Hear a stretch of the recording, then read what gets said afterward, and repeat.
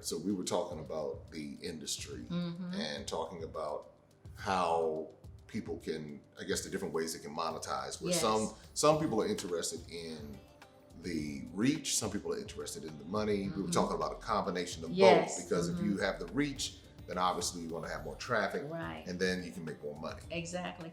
Like, see, back in the day when I spoke at a lot of women's conferences, and I was going to places like Women Thou Art Loosed and Creflo Dollar, or, you know, those big venues, they would have conferences, and I could sell, you know, I wouldn't even tell you how many books I would sell. I was waiting for the number. Could you all see me getting excited? Yeah, like, but so, how you know, besides, you know, what you got for speaking, you took home a nice chunk, you know. And see, now I want to know what we won't put all of that out there. I had a whole spread. And I was the only author there with like a spread of books, because most people just had 1 or 2 books. And I had, you know, something for everybody. I had novels I had written. I had devotional. I had single women stuff. I had married women. I even had a men's book because the men harassed me to write a book for them. So I had this whole spread. So I would have to have like 2 assistants that traveled with me just to handle my table. You know who told me that strategy, if you will, back in 2004, 2005? Our friend Lakita. Yeah. And Lakita said, Jay, what you want to do is you want to have everything on your table because they're going to buy something. And I had specials, and I had bundles. I had bundles, and I had cute little bling cups, and I had little accessories. I had a whole line of t-shirts, you know, and they were going to buy something, you know, And then Creflo, you know, his people are just crazy. They just, so you would sell out. I would completely sell out. And when I sold out, they would just leave checks there saying, she blessed us. Here, give her this. I was like, whoa. You really came home. That was the next level. It was. So, you know, like I said, but life happens, you know, and you should never bank on things always being the way they were. Say that again, because I don't think the saying is, say that for the people in the back, because I don't think they heard you. Yeah. I mean, you know, they are not all, life does not remain the same. There are challenges, there are twists and turns, you know, like in any good movie. Gotta have the conflict, gotta have the trouble, gotta have the problem to solve, you know. But I don't get that excited anymore with setbacks, because God has shown himself to be so faithful over the years. And as a matter of fact, I remember when I got fired from Burrell. I got fired from Burrell twice. That's a whole other story. Why'd you got fired? I got fired, baby. And then they rehired me, and then they fired me again. And then they rehired me again. And I won 2 awards for them after that. So that's a whole other story. I was going to say, I'm going to leave that alone. But, you know, I asked a friend of mine, I said, aren't you worried about me? She says, no. And I said, why? And she said, because every time something happens in your life, you always bounce back 10 times above where you were. So no, I'm not worried. I'm just waiting to see where you're going this time. I said, oh, okay. I never forgot that. And it was true. And that's what gives you a peace and a confidence when you face different situations. Exactly. So, I mean, I came to Ghana and I was like, what now? You know, and of course I love the lifestyle, you know, things I love about Ghana besides the food. And did I say the food? You said the food. I said the food. And I have had you, did you cook? I think you cooked one time. I cooked one time, but then I've got somebody that cooks, and that's the other part. Somebody's always saying to me, are you ever going to move back to America? And I'm like, I don't know if I could survive. Because the food is so different. Well, I'm spoiled. I'm spoiled by the help. It's so funny. I went to Sephora to buy some makeup, right? When you were when I was in the States a couple of weeks ago. So I go to Sephora, and there's a nice little, you know, young girl helping me out, you know, because I'm going, where's this and where's that? And she's showing me where everything is. She goes, I think you need a basket. I say, yeah, I do need a basket. So she goes and she gets the basket. Now in Ghana, if somebody went to get you the basket, they would stand there and hold the basket while you picked out what you wanted. That's what that is. And they would walk you to the counter with the basket. And they would walk you to your car with the basket. You would never carry that basket. And here I am. That's what I'm used to. I didn't even think about it. So she stood there for a minute with the basket and she said, here you go. And I was like, oh yeah. I'm back. I'm in America. Ain't no help. You know, I'm in America and I'm driving the car myself. I come back home, I tell my driver, yeah, I drove to Michigan. He's like, drove? huh? Madam, you drove? Madame, you drove? Yes, I drove. So, you know, that's the difference. Yeah, there's a support system, and it's not just the help, it's also family. Family is very, very involved with one another here. You know, if you're homeless, it's because you're crazy, because you got somewhere to go. You know, there's a family compound somewhere that you could live in. Some relative would take you in. I mean, it's not like in the States where you lose your job, you go sleep on your friend's couch, and after 2 weeks, they're like, you paying rent or you leaving? You know, it's not like that. And you know, so, you know, I've had people living with me in my house since I got here, pretty much. And when friends visit me from the States, I was like, so how long has this person been in your house? And they're asking. And why are they still here? And how much rent are they paying? Why aren't they paying rent? And well, that's just wrong. And I'm like, no, that's life here, and I like it. That's the difference in the cultures. Yeah, it's the community. You know, people take care of each other. They support one another. And you know, I mean, I got in some fights pretty much with some of my friends because they didn't understand. Because they didn't understand that culture piece was just far-reaching for them. You know, so. But they would understand someone cooking and the driver. Oh, they liked that part. Yeah. They got home and they would call me to my, I woke up this morning and no one's here to fix my breakfast. and speaking of that, just health-wise, fresh coconut by the roadside, fresh vegetables. Oh no, that mango puree. We bought the mangoes and pureed it and mixed it with some coconut water. I was trying to contain myself. I was trying to behave because I was like, now how much? She's not drinking the mango puree, so let me get a little bit more. Yeah. Let me get a little bit more right here. That pineapple ginger and that fresh coconut water, and you know, so you're living a clean, natural life, you know. So that's a benefit because again, a lot of people are thinking from a fear perspective about Africa. Yeah. But when you get here, and you live here, or you spend extended amounts of time here, it's like you forget all of that. You're like, why did it take me so long? To figure this out. I mean, you get off the plane, and of course, our airport is like the pride of Africa. The Nigerians are so jealous. The airport is not like the airport here? No. Really? No. That airport's like, remember old LaGuardia when you used to say, they need to fix this. This is the gateway really? to Oh, yeah. So, you know, when they come to Accra, they're like, oh my God, look at this airport. You know, really? It's, and our airport in Nigeria, and now is this Abuja and Lagos? The Abuja airport, I don't even remember what that looked like. Really? Yeah, I don't remember, but it's a smaller airport. But so they're going to have to do something because Nigeria is the wealthiest country in Africa. I don't know why a couple millionaires don't just get together and do the airport. I don't get it, but it is what it is. 200 million people. I love my Nigerian people, by the way. Fabulous fashion there. But it's next on my list. I have to get to Nigeria. That's a whole different experience. Yes, everyone tells me that. That's probably Nigeria why I need to go. is the New York of Africa. If you could make it there, you could make it anywhere. That's what I say. And how about this? If and you the can same flavor. I mean, the hustle, the bustle, the too loud, too crowded, too dirty, too everything. Everything. Yeah, it's New York. But they say if you can make it in Lagos, you can make it. You can make it anywhere. That's probably why a lot of Nigerians go and dominate wherever they go. Oh yeah, I mean, hey, you know, business-minded, very savvy. Nigerian men have plenty swaggle. Okay, so that's yeah. All right. So and then I would say that Ghana's more like Atlanta.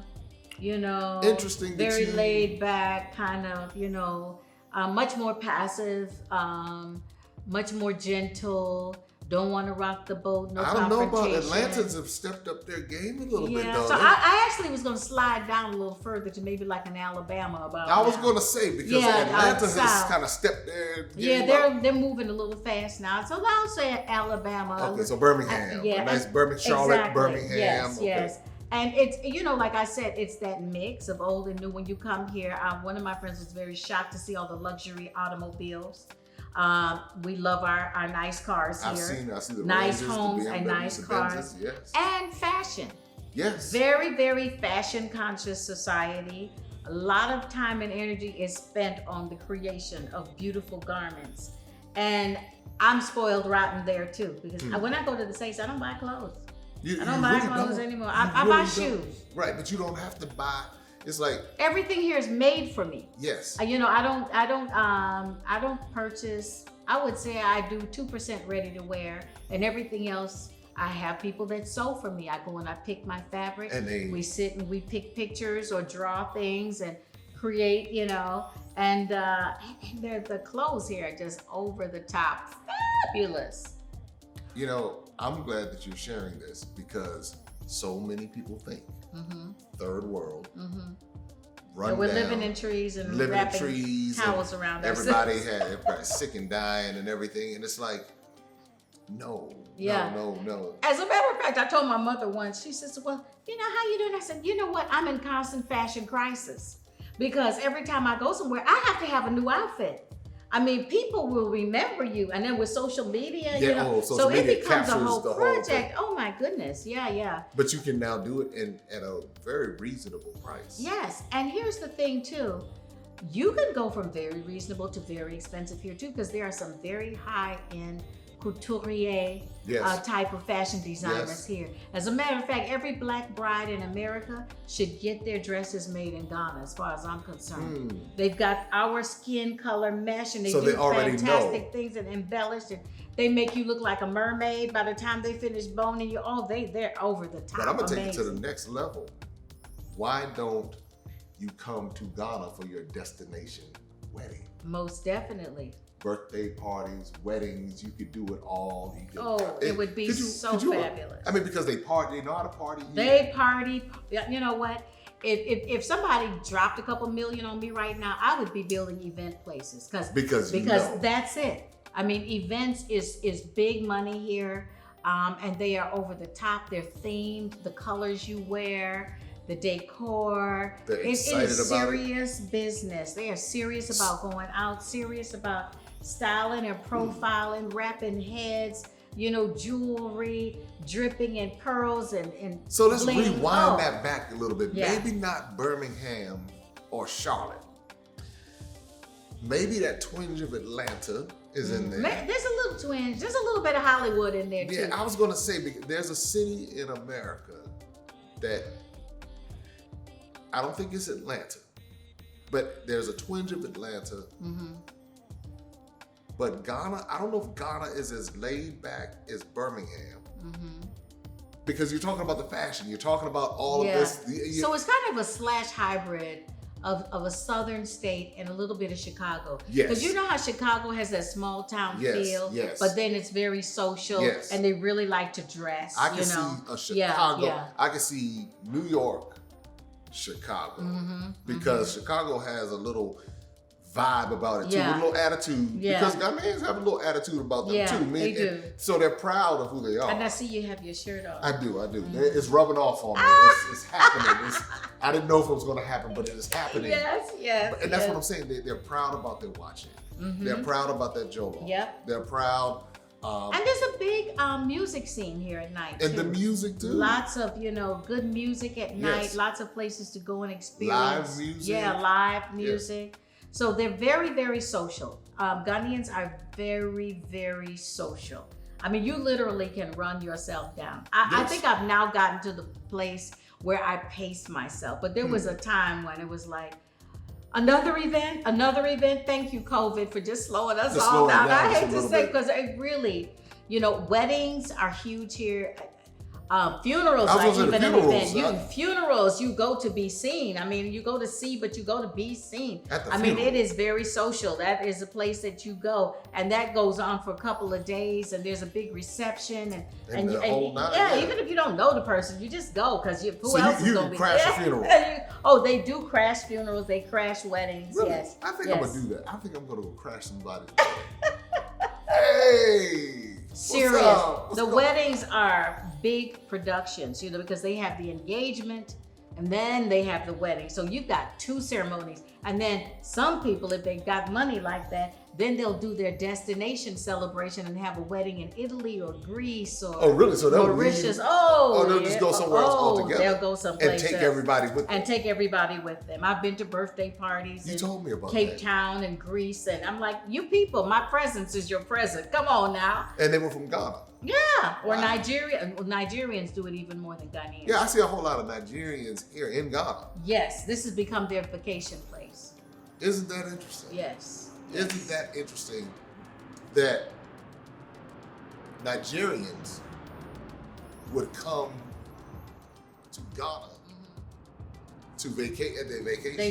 They do. But they love it. They love it. They love it. I mean, well, you've got the Kempinski here. You have Corliss. There are a couple of, really fabulous luxury 5-star hotels. Yes. The restaurants are off the charts. And you can find not just Ghanaian food here. You can find any kind of Italian, American, French. There's a couple fabulous French restaurants. La Chomère, I've been. La Chomère, yeah. Oh my goodness, Le Tandem. Okay, I'll try Tandem. And then there's even, you can find sushi if you want sushi. You can find anything here. So because that's a question people ask me. Well, what am I going to eat? Is it going to be grass and plenty worms? places to eat. You will go home. You know what? You should fast before you come because you're going to gain at least 10 pounds eating. You will. Yeah. Wow. Well, this is okay. So we've talked about Ghana. Everyone knows we love Ghana. That's why we're here. Yes. I want to talk about this. Okay. This statue right here. Is it okay if I touch it? Yeah, you can touch it. All right. Can I pick it up? That's my girl. All right. This is the Emmy. Mm-hmm. Tell me about this Emmy. Well, I got it. I was on a show called Aspiring Women, and we got nominated like 5 years in a row. And finally, the show won, and I won for co-hosting one of the episodes that we did. And so it's my little pride and joy. And I think I was sharing with you that I was on this whole route of doing a talk show in America that never happened. Yes. And I came here, and Ghana is Gollywood. And so they do hundreds of films here a year. So Gollywood. And I got asked if they could use my house for a movie they were shooting. And I said, sure. And then they said, we have this role. You think you could do this little part for us? So sure. My 5 minutes of fame blew up, and I'm now, many movies and television series later. Really? I am a part of the film community here as well. Really? Yes. And I've actually written and produced and starred in my own film, which I'm still finishing, called First Love. I'm just learning all these new things in this conversation. Yeah. So I say that to say that sometimes if your dreams aren't taking place there, your dreams can take place here. It's kind of the Wild Wild West in that way, that if you've got a dream that you want to live out, you can come here and people are just so much more open to you, and it can just take off, So, here, I've never auditioned for a film. They literally write roles for me and call me and say, we have this role for you. So, my mind is working now because I try to tell people that in America, if you're not careful, you can find yourself in a bubble. Yeah. And what this bubble does is it keeps you thinking that America is this exclusive place that has everything. But then you step outside of it and you look back and you're like, okay, there are nice things there. Mm-hmm. But what all is happening here in other parts of West Africa? You know, in South and Nigeria, hundreds of thousands of films are done a year. Yeah, and I hear Nigeria is like just blow up. Yeah. Ghana's catching up. We've got some rising directors that are doing amazing work. But one of the films I was in here was on the plane. Really? So yeah. So the Emmy came along. Mm-hmm. You got that. This is all happening after the shutdown. No, this happened before. This was before I left. Before I left America, I got this. This is in 2006. So this was still during the good times. Okay, so that was during the high rolling times. Yes. Wheeling and dealing and all of that. Yes. So shortly after this, I would think shortly after this, that's when everything came down. Yeah, about after, I'd say 2012. Okay, no, that was a little while after that. Okay, so 5 or 6 years. Yeah. What would you say to someone? Because you're international. 2009, 2009. 9, was when the slide started, because he passed in 10 and I moved in 11. Okay, so about 5-year window after this. What would you say to someone right now who's watching this and they are in a position in their life where the shutdown is happening? They don't know what to do. They're fearful. They're whatever emotions. Tell me about some of the emotions that you felt, because the human raw emotions, because they're the right things to say, but then it's the real, that thing you're like, I don't believe this is happening right now. Right. What are some of the raw emotions that you went through? Okay, so I process things differently. For me, I am always looking for the escape hatch. I don't settle into what's happening very much. Okay. So when stuff like that happens, if I figure out that I can't figure it out, I then start going, what's my options? I can go through this, I can go through door number 1, door number 2, or door number 3. So you're looking for options. You don't settle into the situation. Right. You're like, okay, what's next? If I can't figure out the options, then I go, okay, God's up to something. And he hasn't revealed it yet. So then I get real quiet. At that point, you get quiet. After you've exhausted everything. Exactly. I'll talk to a few trusted people that I know are wise. And if something interesting happens when it's God doing it. I remember a friend of mine, Carlos Malone, said once, oh, everyone's always taking everything back from the devil. What if God's got your stuff? What you gonna do then? But and every now and then, God's got your stuff. That's right. Because we give the devil credit, and God's like, the devil has nothing to do with this. Right. This well, it's got to get past God's desk, even if the devil's doing it. Right. Either way. So if he allowed it, he's going to use it. At the end, that's right. So, if you get to the place where you can't figure out the options, because sometimes it is just about picking another option. God's just doing a reset or a redirect and saying, go over this way. That season for that is over. And you got to be able to let go and accept that too. I mean, I went through that when Burrell let me go the second time. And then they hired me back to do a project that took me on the road for a year, and I ended up winning a Philo award for that.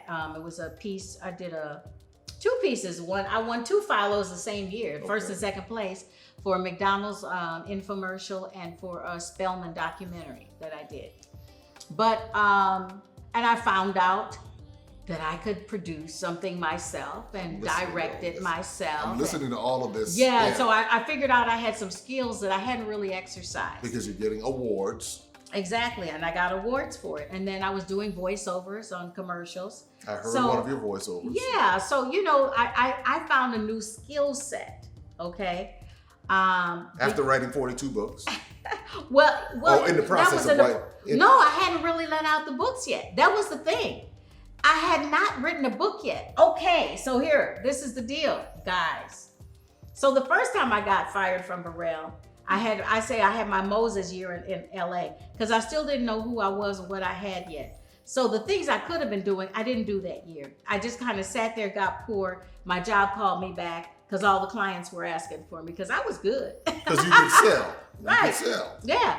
So I go back to Burrell, and I'm banging. I'm doing it. I'm getting big raises, and I'm there for a while, and then all of a sudden they have cutbacks. Was really what happened. It really wasn't about me that time.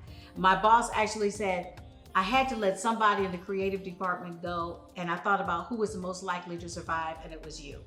And I think you've got stuff inside of you that you're never going to use as long as you're here because you're too comfortable. That's what she said to me.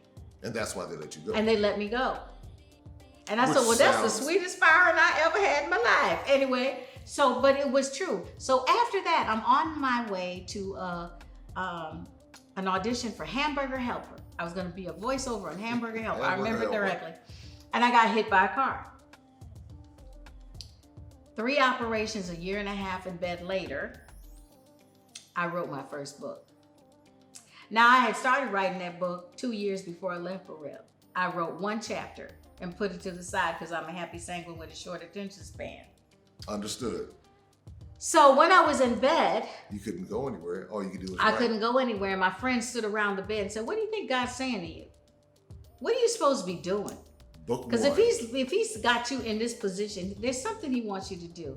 And then I said, I don't know. And then somebody said, what happened to that book you started writing 2 years ago? Maybe you should finish it now. You can't do anything else. And this was the first book. This was the first book, What to Do Until Love Finds You. Harvest House picked it up. it sold out of its first printing in 3 weeks. 12,000 copies. In 3 weeks. And they were looking at me like I had 10 heads. Like, who are you and where did you come from? This never happens. And this was after being in the bed, after a car accident. Being in the bed. I finished that book in bed. And this was before you actually wrote the book. You could actually sit there and do. Yeah, I wrote the book. Yeah, I mean, I've written all my books. Because sometimes what you can do, there are other ways you can write books. Well, I didn't know about that. Yeah, because people would always say, because I was like after that, my career kind of just took off and I was writing like 2 to 3 books a year. So people were always saying, do you write your books yourself? And I didn't know what that meant. I didn't know about ghostwriters. I didn't know about any of that. You could take and I was like, messages yeah, who else turn would be writing it, So then they came back and said, what do you want to write next? And I was like, I got to keep this up. And then I started getting invited to speak. That was not even on my radar, I mean, so I got to tell you that probably for the first part of my life, I had no plan. Okay. All right, I was in advertising. I was an art director, writer. I was aspiring to be actually a singer. I really wanted to sing. And we haven't even talked about the singing yet. And so in the middle of that, I also got a publishing deal with Famous Music, which is now Sony Music. I was writing with Ku Carell, who did Umbrella and Single Ladies, vocal production. Okay. And Lainey Stewart, who does Chris Brown and all those people. Their careers blew up in the secular world, and I took a different path. Right. I didn't want to write what they wanted me to write, so I got out. Understood. So I had that going on because I was doing jingles and singing on jingles for Coca-Cola and McDonald's and everything. So all of that's going on, and that was enough to distract me from not finishing that book. So now I'm in bed. I'm not working because I can't even stand up. I had to learn to walk again. Kind of car accident. Oh yeah, I had to learn to walk again. I was in therapy for forever, because I had 3 operations. I had to go back to therapy every time. So my whole existence was about learning to walk again. And so when my leg was in its brace and it was suspended up, all I could do was sit there with it was a typewriter. I didn't even have a Mac at the point. No typewriter. And wrote my first book. So, and I had a friend that was sending out queries to publishers, and I was getting all these rejection letters, and then finally somebody wanted it. And then the attorney I had said, this is the most awful deal I've ever seen. I don't want any part of it. If you want to sign it on your own. So I went back to Harvest House, and he said, give me 3 weeks. Bill Jensen, give me 3 weeks. Unbeknownst to me, he went into the president's office and said, this woman is a real writer. I want to grow old with her. Please sign this book. And so they worked out a better deal. So they got me, and I did over 20-something books with them. They became home and family, great publishing company, and then of course I've done with Waterbrook and Multnomah and Tyndale and Zondervan. Well, you've been with all Thomas everybody. Nelson, yeah. Hachette, Faith Words, yeah. Okay. So I did all those, and so that led me into the world of television interviews and radio interviews, and that's how I ended up getting the TV show. And what else happened? It's been a very heady existence. But everything you're talking to us about, going from sales to production. Creative, yeah. To production, to an author. Nobody knows, or very few people know about your singing and your group and all that you've done with relevance. Yeah. So tell me a little bit about that. Well, I have to give some credit to someone, dear friends of mine in South Africa. One of my favorite invitations I ever got to minister was at a church called Rivers in Johannesburg. And when I went there, I was just blown away. Now, they're part of the Hillsong family, but they're not Hillsong. And Wilma and Andre Olivier had a son called Adrian. And Adrian, his voice, he is a musical perfection. And I went there, and the worship was just so amazing to me. So it was on another level. It was on a whole other level. The church was on a whole other level. I've never seen anything like it in my life. And this is in Johannesburg. This is in Johannesburg. And it is an amazing church. And when you stand on the platform, you go, this is what heaven's going to look like. Because you can't decide, there's no majority of any race. It's evenly sprinkled. Indian, black, white, all the ethnicities. And they're all just praising God together. And the music is extraordinary. It feels like you've gotten translated to another planet. Really? Oh, it's amazing. And then he's an amazing teacher, and everyone operates in such excellence. And I was like, this is what God likes. This is it. I know he grins every time he looks at this church, And I came back to Ghana and I was just restless. I was like, there needs to be something like that here. And I love that sound. I've always been a closet rock person anyway. Really? See, everything is coming out. I just love it. That guitar, it just does something to my soul. So I came back and I was like, I want that. I want that in Ghana. And so I was at my cousin's church at the time, and I went to him and I said, listen, I want to do something in the middle. Can I have the afternoon and use a tent in the parking lot and just do something different? I just feel like something more contemporary, something more relevant needs to happen. And that's relevance. Yeah, relevance. And that's our mission statement, to make worship and the word of God relevant, to take worship beyond the walls of the church. So we started I had been managing a group from Nigeria called Threadstone. It was a Christian rock group, and the group kind of fell by the wayside, fell apart. They all went in pursuit of wives and stuff. But their lead guitarist came to Ghana and said, I want to work with you. And I said, let's do this. And so Umar, he's been here for like 6 years now. Hasn't been back home, just totally committed to this. And we write all of our own music, and we get very interesting, unusual kind of invitations. Like we get to do the mall, and people are dancing, and then they go, did they just say Jesus? Because they're not expecting. Right, because the vibe, you have the guitar. And we're jamming, and we do kind of a hybrid mix of rock, reggae, Afrobeat, jazz. I mean, it's a very eclectic mix, and all of the music has different flavors. So it's like eating but it's really good. Dish. It's really good. That's because I'm particular about music, and I listen to arrangements. I just listen to the vocal quality, and when you play the music for me, I said, wait a minute. Yeah. I said, why aren't more people hearing this? Yes. Because this right here is really good. So you captured whatever you were looking for, you captured. Yes. So I'm just waiting for God to open the gate, because I believe we're going out. We're going out. We have 3 CDs. They're on iTunes. Relevance featuring Michelle McKinney Hammond. But we write all of our own music, and we perform in bars. I mean, we did this thing. We were at this bar, and it was outside, started raining, nobody moved. Really? They sat there in the rain and refused to move. People pulled up chairs across the street, and they just sat there. And when you jam here, you can't jam for just an hour. They make you go for 4 hours. 4 hours. 4 hours, and we jammed for 4 hours. And afterwards, this guy came up and he said, oh man, that was amazing. And he said, I saw angels standing on the stage. I was like, really? He said, yes. It was a huge one. And he started explaining. So he's not describing. Yeah.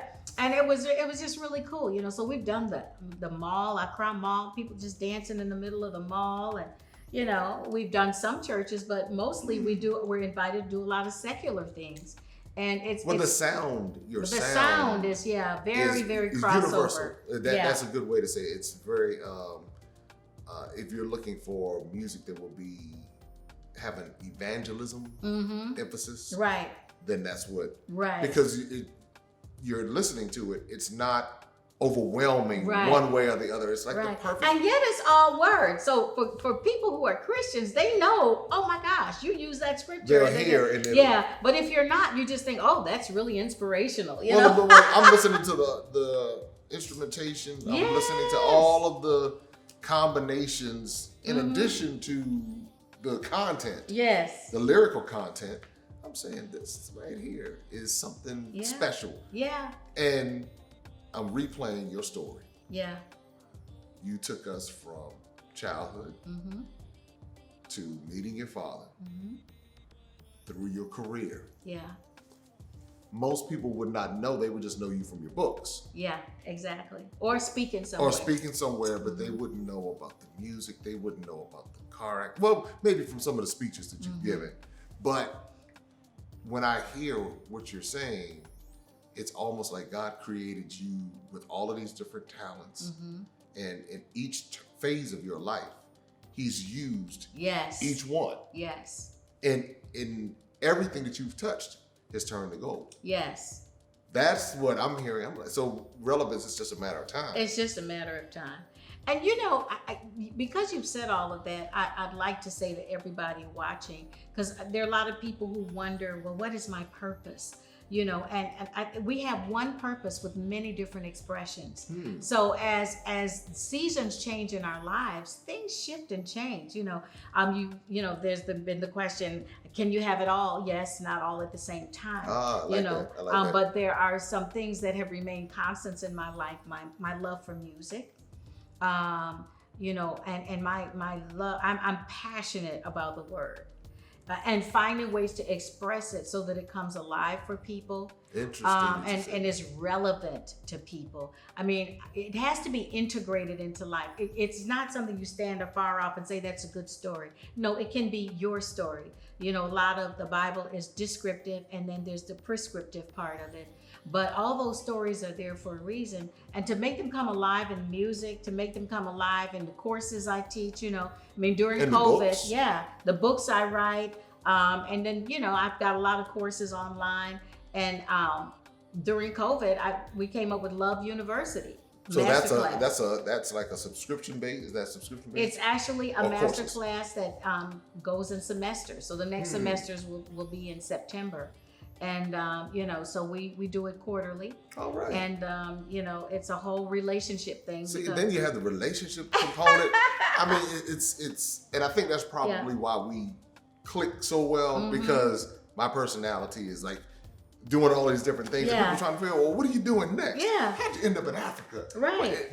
But that's just how people are used in different seasons of their life. Exactly. And with you, looking at, like, COVID forced you to now go in a different lane. Right. Because you were online, it was there, but now you do even more online. Exactly. And then, until you can get I back was out trapped in London well, I wasn't trapped. I had really enjoyed my stay in London. Because you were born there, right? I was born there, but I had never spent that much time since I left at the age of 2. I would go to London and speak and be there. The longest was maybe a week. I was headed there. I was actually in the States when the whole COVID outbreak happened. Narrowly got out of the States, went through London because I had 5 speaking engagements there, and the borders of Ghana closed. And so I was in London for 7 months and had a marvelous time. It was some of the most peaceful days of my life. But I started something called MMH Hangout. And this was online. It was online, and it was just a place for people to gather because everybody was stuck in the house, or they felt they were stuck in the house. And I was saying, I get to stay in the house. You're saying you have to stay in the house. Like, I'm saying I get to stay in the house. Because when I say I get to, all of a sudden the world opens up in my mind of all the possibilities of other things I get to do. If I say I have to, I'm paralyzed.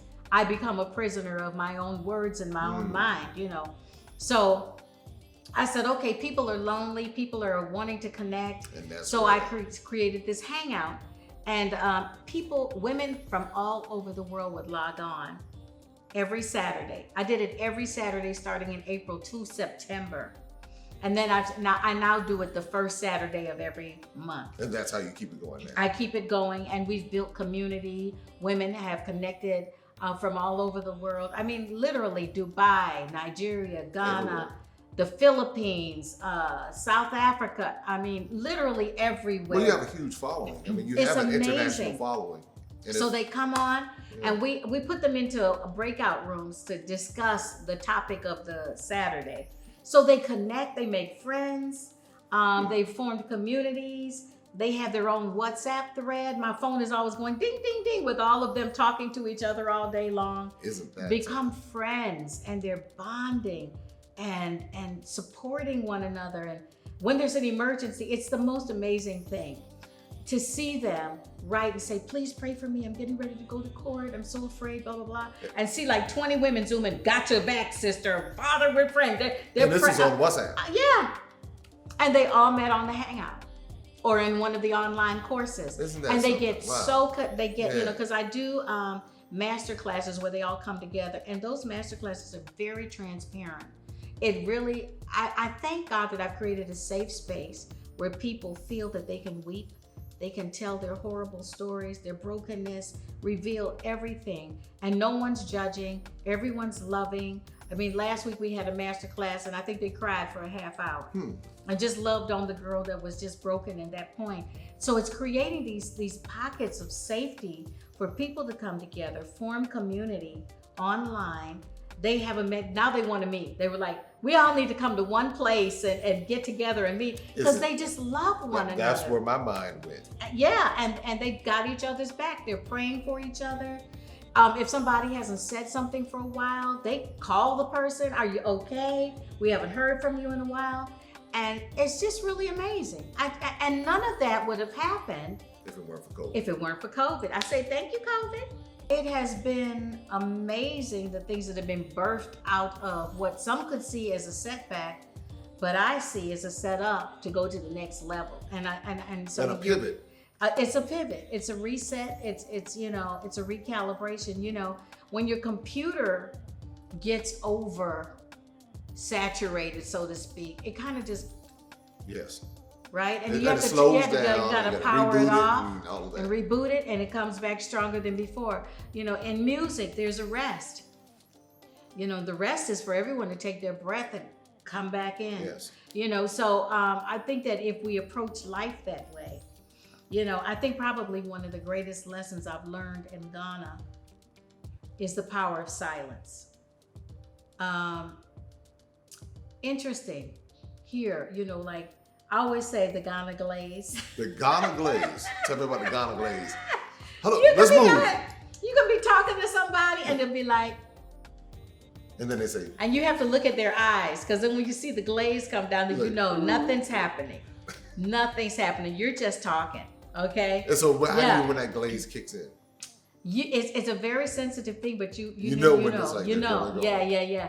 Because they're not a people that will say no.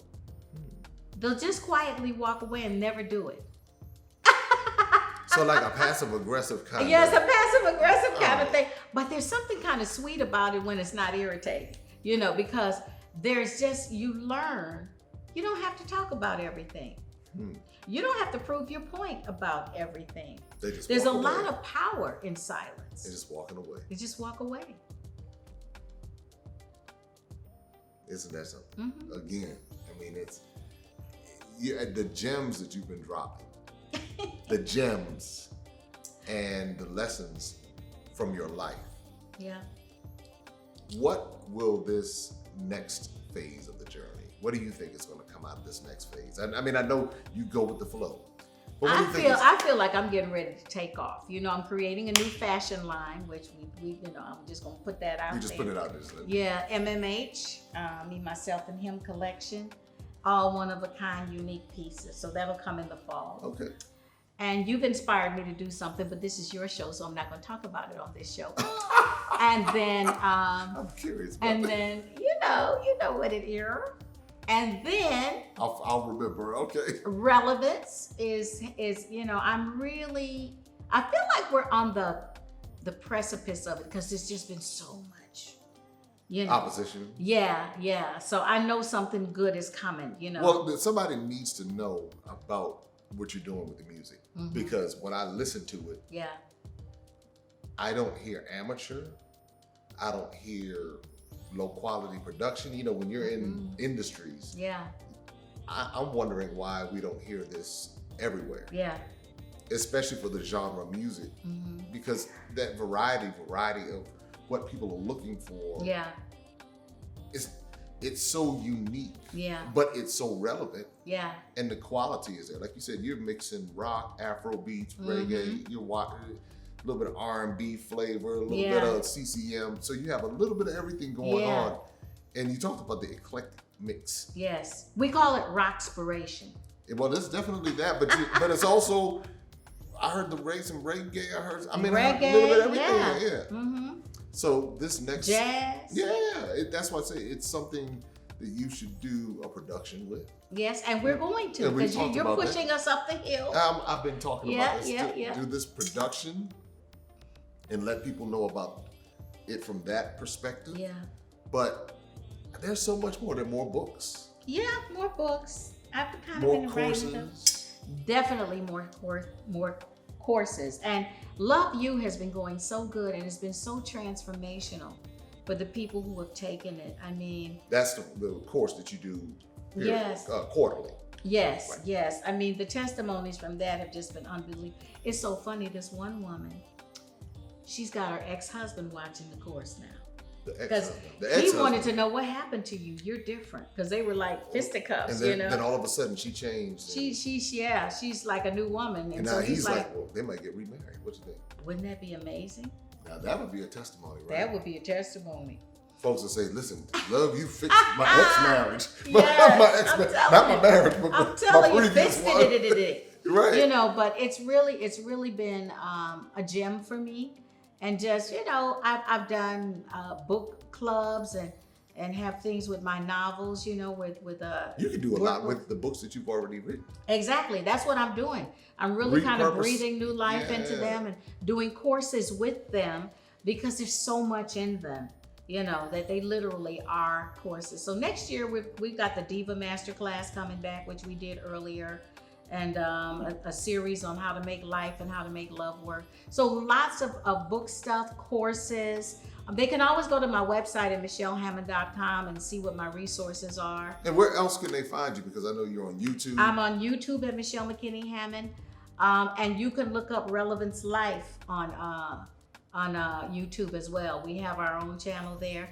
And then same thing on IG. It's all Relevance Life for IG, Twitter, Facebook, and for me, Facebook is Michelle McKinney Hammond, and IG is McKinney Hammond. At McKinney Hammond. And they can find you on all of those handles. Yeah. And your website, michellemckinneyhammond.com. Yep. And of course. No, website is michellehammond.com. Michellehammond.com. Because McKinney would be so long. It's so long. That's a marketing thing. I was like, that would really be long. Now, how do I spell McKinney?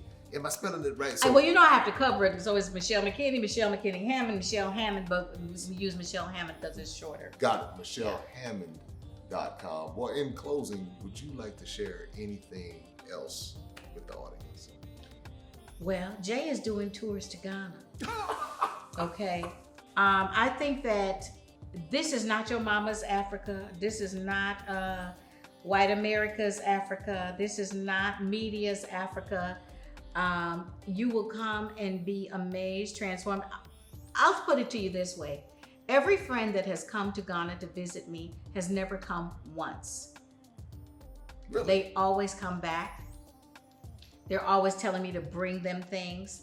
And you know, I had a couple friends who came and they're like, oh, I probably won't shop a lot, you know. Oh, and they were killing the ATM. Like, and it works. The ATM works. The ATM works. Now, I will say that we are a cash carrying society. So most places you need cash. Ghana has revolutionized the way I deal with money. Because here, if you don't have the money, you're not getting it, okay? When they build a house, they've paid for that house. Okay, they don't do mortgages because the bank is 30% interest. So we can't afford to borrow money here. 30%. So people save their money and buy what they have to buy and they own it. And I think that's so healthy and so wonderful. So, you know, it's a very different world from what you've been told. Great food, great fashion, great people, great activities, beautiful scenery, breathtaking things to look and see. Lots of wealth. I haven't seen any flies buzzing around children's eyes anywhere. You know, not to say that everyone's wealthy, but there's massive wealth here, and there are endless opportunities for business, for you to live your dream here.